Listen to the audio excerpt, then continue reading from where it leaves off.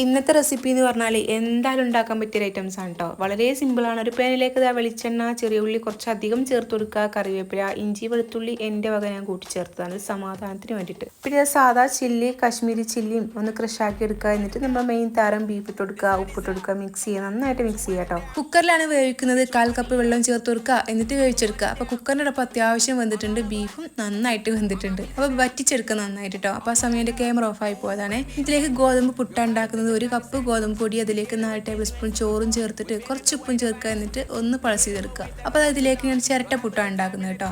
എന്നിട്ട് തേങ്ങ ഇട്ട് കൊടുക്കുക, എന്നിട്ട് ഗോതമ്പിൻ്റെ പൊടിയില്ല അതിട്ട് കൊടുക്കുക, എന്നിട്ട് വാഴൻ്റെ ഇല കട്ടിയിട്ട് ചെറുതായിട്ടൊന്ന് വെച്ച് കൊടുക്കുന്നുണ്ട് കേട്ടോ.